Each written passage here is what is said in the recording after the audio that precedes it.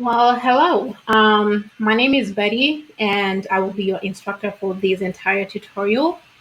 So, I'm a finance tutor, and for any student out there who would like to get like one-on-one sessions, I do that on my website, which is down here. I'm going to highlight it in red. So here's the details to my website, which is bettytutors.com. I do have one-on-one bookings in there. You're able to see my availabilities as well, and other concepts that I also cover. So yeah, if you're someone who also who wants one-on-one session, so feel free to do that. Today, I'm going to dive into corporate bonds, which is a new tutorial that I have here. I do have other tutorials as well, which one of them being stock valuations, which is basically finding the prices of the stocks. And I'm using a dividend, and I cover dividend discount model in there. And I do have another tutorial on time value of money, and I dive deeply into solving time value money concepts like present values, future values, annuities, perpetuities using financial calculators on Excel and using manual formula. So check that out. Check those out as well. All right, so let's dive into corporate bonds and interest rates. Some of the definitions that you should know. First is that we have a corporate bond. So what is a corporate bond? It's basically, in simple terms, I try to really give you these definitions like someone who's seeing this for the first time. All right. So a corporate bond is a type of a security that is issued by companies to raise capital. So if you've covered other ways of raising capital, you know by now that some of the ways that companies can raise capital is through issuing shares. So if you're familiar with the stock market, yeah. So companies do issue, they make their shares public, so they can raise capital that way. Another way of raising capital is by issuing corporate bonds. Yeah. So today here we're going to be talking about the corporate bonds, which is just basically a type of security that is issued by these companies to raise capital. And know that a bond is also a form of debt. Okay.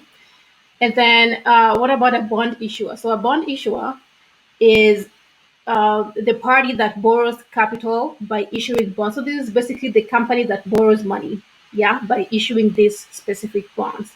So in that case, for example, let's see if we have Apple that is issuing corporate bonds.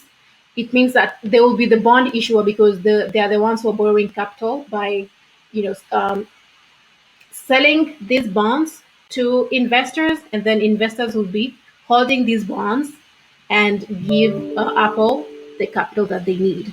Okay, so we have the bond issuer, which is the company that borrows capital, or the party that borrows capital by issuing bonds.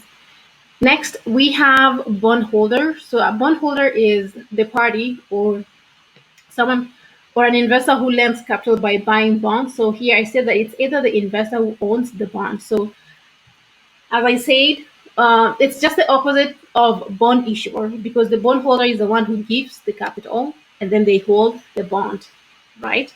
And then you also see this term as well quite a lot here, which is a coupon. So a coupon is just a recurring fixed interest payment to bondholders.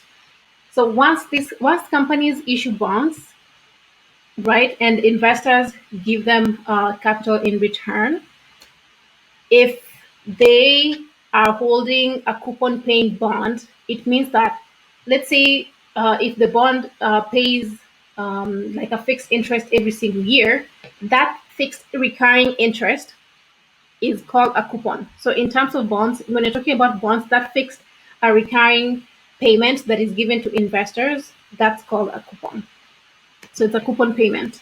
And then we have yield to maturity, which is abbreviated as YTM. So if you see YTM, just know that it's a yield to maturity. Sometimes some textbooks just label it as yield. So just know they mean the same thing.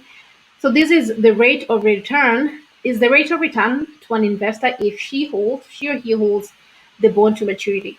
Yeah, so that's straightforward. It's the rate of return that they will get if they decide to hold the bond. Let's say if they're holding a bond that is like maturing in 30 years. So if they hold the bond for 30 years, then that rate of return that they'll be getting, like overall, that's called the yield to maturity.